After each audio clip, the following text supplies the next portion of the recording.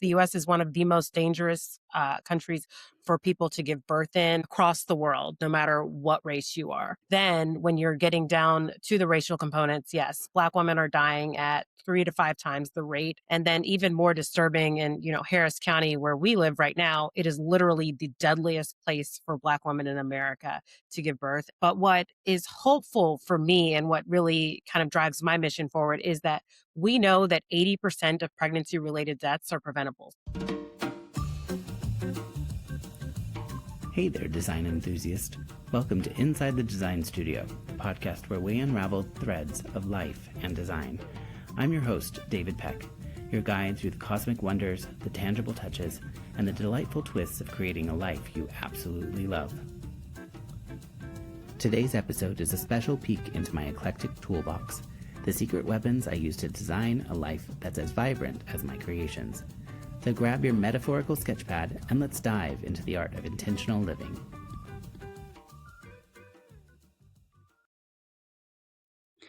My guest today is Rayna Reid Rayford, and she is a Houston-based maternal health advocate and founder of Pregnant and Black, PAB, a nonprofit mobile platform connecting Black expectant mothers with culturally competent healthcare advocates. The app, which will launch in April of 2026 during Black Maternal Health Week, lets users text, call, or video chat with advocates who can liaise with the medical system in real time, including being virtually present during OBGYN appointments. PAB also trains family members to become medical advocates. Her origin story is quite harrowing. At 30 weeks pregnant, she was sent home from a Houston ER twice.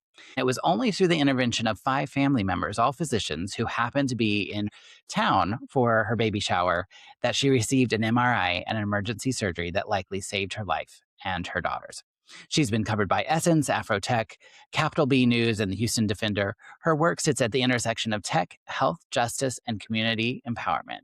Thank you so much for being on Inside the Design Studio. I am really excited to hear more about your story. I read about you, and I'm just so inspired by what you are doing. And why don't you, just to get us started, let us know what got you to launching an app when you really just started with a kind of a troubled pregnancy?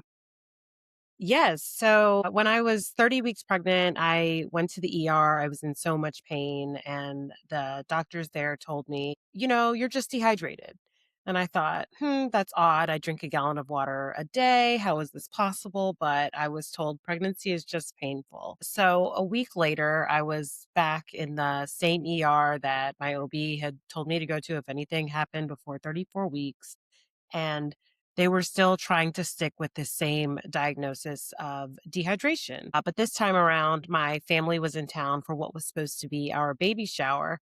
And fun fact about my family, everyone went to medical school and is a doctor, except for me, who was the odd one out who went to law school. So because of their advocacy, I was able to get an MRI, and then they found out I had acute necrotizing appendicitis, and I was rushed into surgery immediately. And so I am extremely grateful that everything went well, that me and my daughter are here. But in the aftermath, I was exclusively pumping for a year. And for anyone who's exclusively pumped, about those 2 a.m. pumping sessions. And I was really angry about being up at 2 a.m. and pumping and thinking, I want to reframe this because I'm very fortunate to be here. And thinking about it really reminded me of how one of my former colleagues from when I was working on the Hill actually didn't make it from the childbirth of her baby. And she died during giving birth to her son. And I was thinking, what if she had been in my situation and happened to have, family members who were part of the medical system in the waiting room? I'm here because I had 5 doctors, but not every other woman has that. But what if they could? And so Yeah. immediately at that moment, I texted my family and I said, this is an idea that I have. I don't think there's anything else like that out here. And I think we need to start building this now. And that's what really was the kind of birth of the nonprofit. And then we've come such a long way in the past year. And the app is getting ready to launch this April 11th during Black Maternal Health Week. Which is so exciting.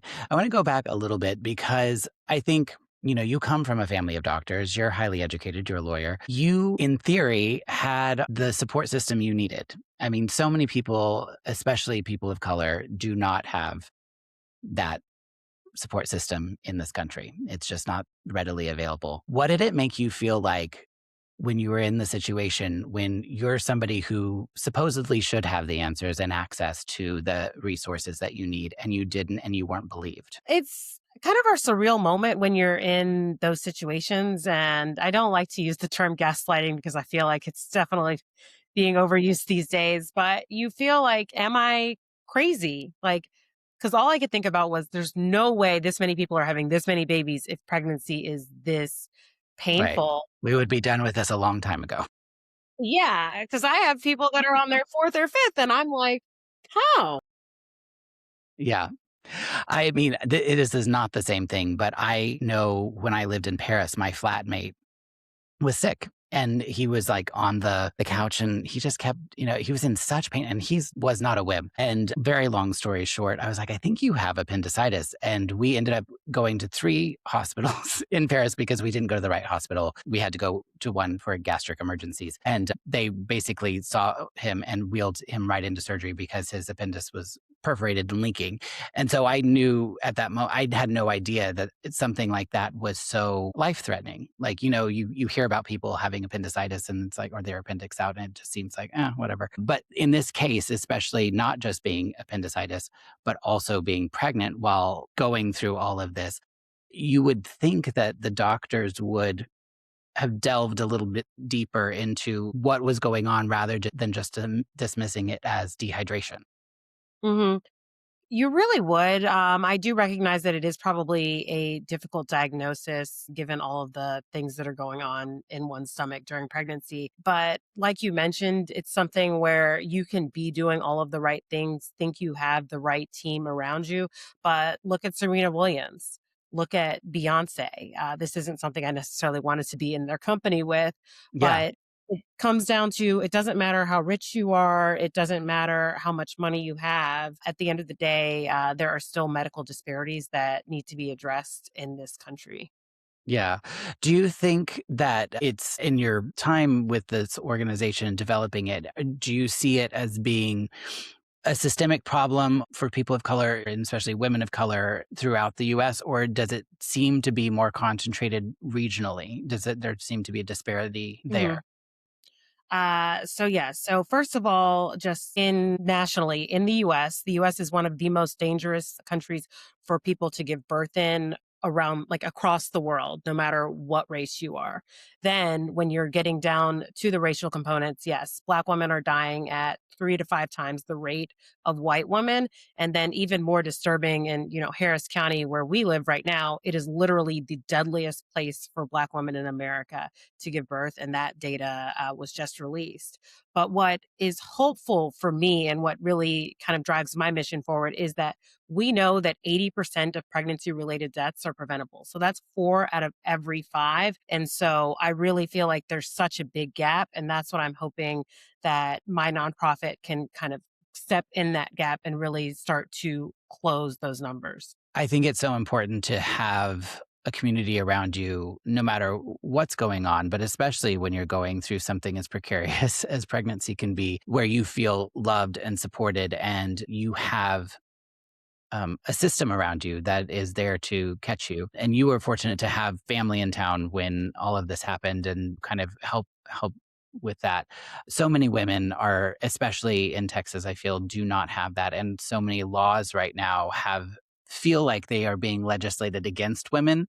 Mhm. Do you feel like it's especially challenging right now because we're not believing women? Yes, and I think it goes back to what you were just saying about community. I think that especially back in the day, giving birth and family used to be such a communal aspect. You had all of the women from the town in the room helping during, pregnancy, labor, delivery, and afterwards. And I think now it can kind of almost feel like you're in a silo. And so that's another exciting part of the app. There is that community feature where users can communicate with one another. The healthcare advocates will also have the ability to chime in on those chat and threads within the app. So I really hope that it will help people feel less alone, especially during such a, I like to call it just randomness, because anything can happen during pregnancy. I read about one symptom where the toilet seat can turn blue because of some sort of hormone. So after I found that out, I was just, people need to be talking about all of these things, because if my toilet seat turns blue, I would be freaking out. Yeah, I think we have a big problem in general of saying all of these things out loud. There's been a stigma in general, but then I think especially women have, I mean, just even medical research is not as heavily focused on women as it has been traditionally on men's health. And we don't even look at disease and illness rates in the same way because we base a lot of our research on what happens to men, and women are sort of left out. And then I can't even imagine what those rates are for marginalized communities. So, what is really exciting is, I'm not wrong, April is Black Maternal Health Month, is that, or week? Am I getting Week, it right? yes. Week. April 11th to 17th. Okay, very cool. And the app, is it officially launching during this time? Where are we in terms of official launch? Yes, we're supposed to officially launch on April 11th, and it will happen at our Advocacy and Action benefit brunch. It's the inaugural fundraiser for Pregnant and Black, and it is going to be here in Houston at the Westin Houston downtown. And tickets to this fundraiser are now on sale, and we are excited to announce that Latoya Luckett will be our honoree and speaker, and she is one of the founding members of Destiny's Child, and also a maternal health advocate, more importantly, and we are really excited to have her there. That's so incredible. And I want to talk a bit about, how do you go from this kind of harrowing situation to getting into tech? Because that's not always the direct leap. I can understand the need for community and support and awareness and the nonprofit. But what in your mind really connected the dots to say the way we need to help to fix this issue is to find a tech solution? I was just trying to think about how I could easily replicate something that I have been doing my entire life. Usually, when I go to the doctor's office, I have my sister with me on speakerphone because she's a doctor. And so she can understand the lingo. She can text me and say, "You should ask about this. Has the doctor run these tests?" And she helps me really liaise with the medical system. And so that's what I am hopeful that PAB will turn into for this tech aspect. It will be like for any pregnant woman who logs in, it's free of charge, no insurance required, and they'll be able to essentially talk to my sister. Not really my sister, but someone who has a clinical background, who can help you understand what's going on, what the doctors, nurses, and medical team around you is saying, and really be that, kind of backup for you. Yeah. So walk me through a little bit, like when somebody downloads the app, what is the experience like? It's going to be an amazing experience, free of technological errors. Yes. But essentially, you will log in. If you haven't already, you're going to have to create your username, password, and then there's going to be those two prongs. So you'll either be able to schedule your appointment. So you know when your regularly appointments with your OB or midwife. And so then you'll be able to book time with your healthcare advocate in advance. And then one of the features that we're hoping to unroll sooner rather than later as more funding comes in is that 24/7 advocacy support. So if you're going to the ER in the middle of the night, you'll be able to essentially click the Need Advocacy Now button, and you'll be immediately connected with one of our healthcare advocates. That's amazing. And if I'm not wrong, are you also like figuring out how to include family members and your extended community into this app Yes. as well? Yes. So this app is for anyone. You do not have to be pregnant or Black. You can any pregnant person or any person supporting a pregnant person, or even if you just want to learn more about the pregnancy process, you can become a user. All people are 18 and up, and then just download the app and you'll be able to be there. So you can be part of the community forum that I was mentioning earlier, or you can click on that advocacy and schedule it, or advocacy now, for that pregnant person in your life. That's so cool. One of the questions I'm sure that people will have in terms of using any sort of tech when it comes to their health is privacy. How are you dealing with that issue? Yes, so I am fortunate to have a legal background, and I'm working with a team of healthcare lawyers to make sure all of our PHI, HIPAA, and everything is protected, as well as on the tech side to make sure that everything is remaining as protected as possible. And another thing is that we are trying to not right now take as much data as possible. We're not asking you the date of your last menstrual cycle. We don't need to know what's the date of anyone's last period. We are here in this moment for you while you are interacting with the medical system. The data will be stored as long as it needs to, and then will be removed from the system.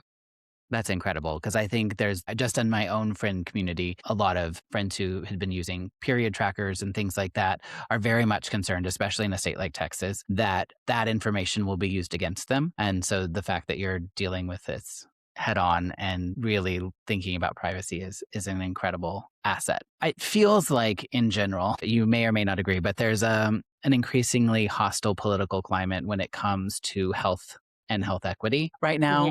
And how do you feel like in the midst of launching an app that is specifically targeted to Black women, do you feel like you have the support you need? Do you feel like you're being taken seriously? Or do you feel like the larger conversation about health and wellness and or the lack thereof, should we say, is clouding the issue? Yes, to be candid, it has been more difficult, especially with even just having Black in the name. But I've tried to be very clear in all of my messaging that we're like HBCUs, so historically Black colleges and universities. Anyone can use the app and log on, but we know that there are disparities that exist when it comes to Black women. So my hope is that this will definitely be used widely in anyone by anyone who is pregnant, but by targeting the communities who are impacted at the highest rate, we will then rise the tides for everyone.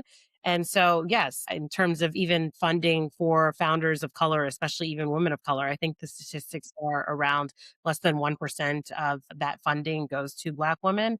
So, yes, it has been a challenge, but I've been very grateful to people like you who are working with me to help spread the word and then partnering with us for the advocacy and action brunch to it's hard work, but there are still people and who believe in supporting good causes. And I think this is an especially important one because you know it's literally I can't believe I'm about to quote the Lion King, but the circle of life.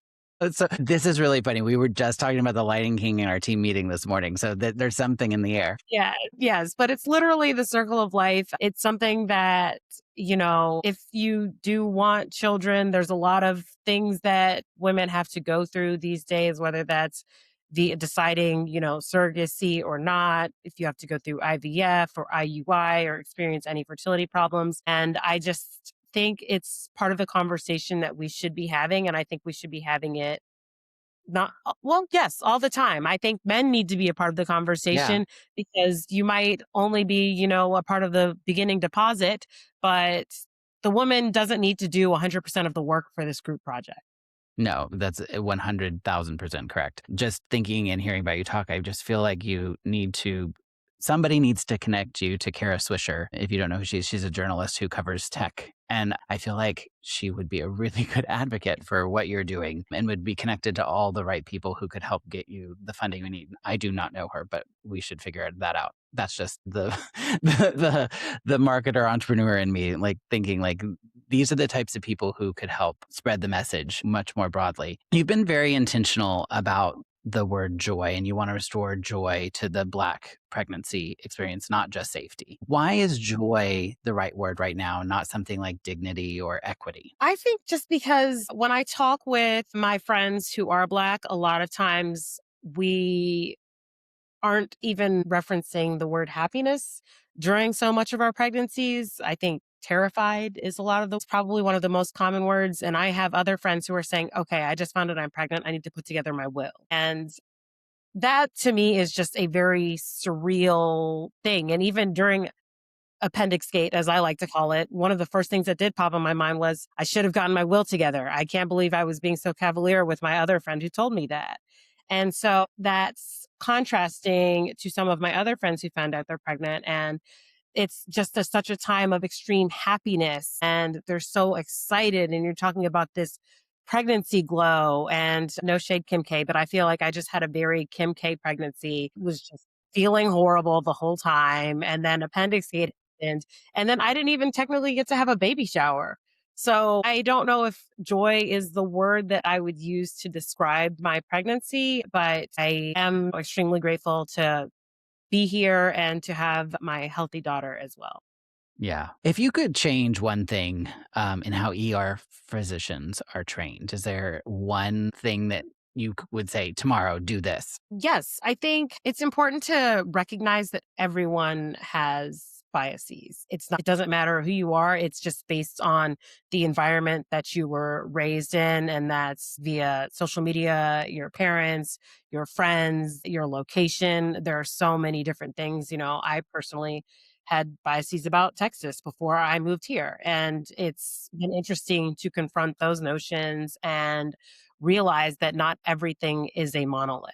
So, yes, certain symptoms can present as such. But during one of my master's classes at the University of Houston, I took a healthcare communications class, and I was reading about the story about a patient who was working with a doctor for their carpal tunnel syndrome. And there was going to be a simple fix that involved surgery, but it would hinder the use of their fingers. And the patient was very resistant to this mode of treatment. And the doctor couldn't understand why until another doctor said, "Well, have you asked this person what they do for a living?" And turns out the patient was a classical pianist. So maintaining the extreme dexterity and use of their fingers was of utmost importance to them. And so that then helps the doctor to start thinking about other modes of treatment that would allow for the continued playing of the piano at that skill. And so I think it's just important for everyone to communicate, check your biases, and ask the why and the how, not just the what. Yeah, I think that's so important. And you've talked about the role of a Black physician that finally played a role in you being heard. What do you think that tells us about representation inside the medical system itself? We need to do better. There needs to be more access, I think. And one of the big personal motivators for me is, Marion Wright Edelman once said, "You cannot be what you cannot see." So I think it's extremely important we need to get more people of color into the medical field at all levels of the system. And then, you know, they don't need to be the paragons of representation. Like this one Black doctor doesn't mean that, we've made it. We need to have, a full basketball team, for better words. You Yeah, know, it's, and I think one of the shows, The Pit, does a really good job of representation. So I think when you're walking around within, for example, an emergency room, and you have a diversity of people that are in the room, that's also creating a diversity of thought, and that can literally help save lives.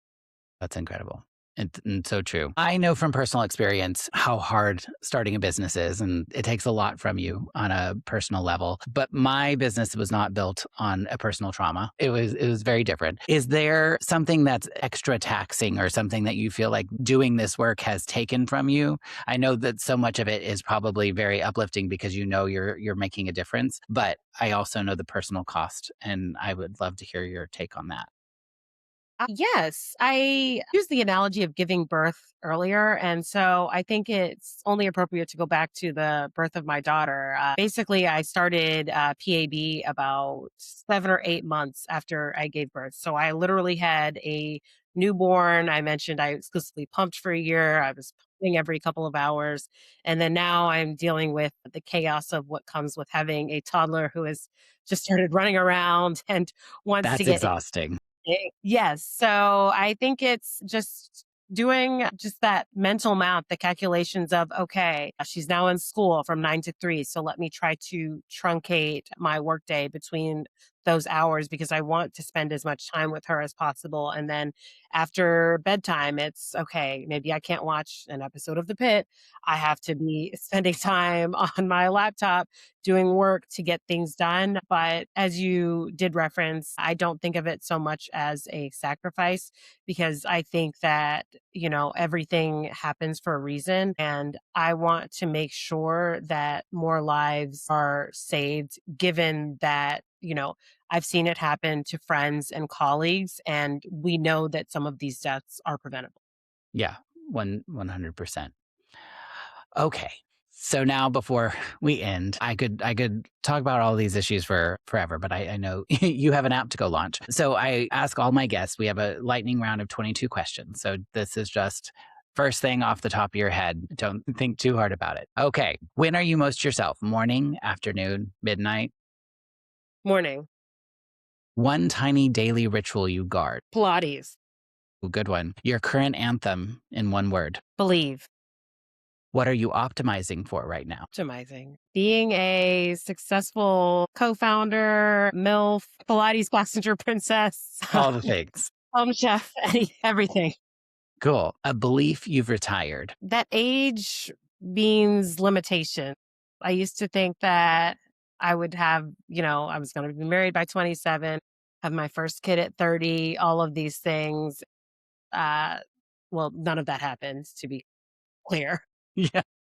But you aren't too old to chase your dreams, and there shouldn't be limits on, what you're going after because of how old you are. I love that. Favorite humble tool of your craft? I mean, I'm assuming it's the app because it's going to be free. Yes. A constraint you keep on purpose. Do not disturb at 10 p.m. Good one. A risk you're glad you took. 5 words max. Moving to Texas. I did that too. A place that resets you. Name it. IHOP. Comfort rewatch or reread. Rewatch. Gosh, I don't think I can name just one thing on TV, but I have a couple books on rotation: Sammy's Hill, Bergdorf Blondes, and Harry Potter. A sound you love. Hamilton soundtrack. Ooh, love that one. A sound you loathe. The toilet seat flushing if someone has not put the lid down first. Gotcha. A word you overuse. Actually, Word you wished we used more. I don't know. I wish Finish. more people admitted that. Yeah. Finish this. Done is better than Late. recent no that made room for a bigger yes. One law firm offered to give me pro bono services, but I needed to change the name and ended up saying no to their services, but ended up finding out about another group that was willing to work with me and help move everything forward. Perfect. I have an imaginary board of people that I like to think guide me. I don't know if you can see it in this, but Oprah, Ralph Lauren, Martha Stewart are on them. Add one person to your imaginary board. Oprah. Cool. She can help both of us. How do you take your coffee or tea? I don't like coffee and I love green tea with honey and lemon. What do you collect, accidentally or on purpose? Books. It's not an accident. I like books and I cannot lie. Yeah, I have a whole stack of them out of frame. Fight the system or build around it. Fight and build simultaneously. Your favorite swear word or a PG-13? I don't actually curse, but I say the letter, so I would have to say F. Okay. And lastly, what's one 5-minute action that somebody could take today to move forward with their dreams? I think just set a mini goal and start it. I started doing something every morning, but right before I try to leave the house, it's 5 push-ups, 30-second plank, 5 toe raises, 5 squats, then 5 lunges. And Perfect. so, Simple. yeah. Love it. So tell people, where can they find you? Where can they support you? Where can they go to find the app when it launches on April 11th? Yes. So our Instagram is Pregnant and Black. You can go to our website, www.pregnantandblack.com. Both of those locations have all the information about tickets to the brunch, supporting fundraising. And yes, my personal Instagram is Rayna Reid Rayford, and that will also link you back to Pregnant and Black as well. Perfect. And because you are a 501c3, people can donate directly to Pregnant and Black and help you in your. Yes, all tax deductible. Perfect. Well, thank you so much for being here and for your story and for taking something that could have, I think, crippled a lot of people and turning it into something that's going to help so many women. I think it, and not just women, I think the families that are going to be supported by this app are going to be extremely grateful for the work that you are already doing and will continue to do with the app. So thank you so much. And I can't wait to see what happens with the launch. Thank you. Bye. And there you have it, another episode of Inside the Design Studio in the books. If you enjoyed this exploration of life's design, hit that subscribe button so you never miss an episode. And hey, if you're feeling extra generous, leave us a review. Your thoughts fuel our creative journey. I'm David Peck, your design companion on this adventure. Until next time, keep crafting a life that's as captivating as your favorite masterpiece.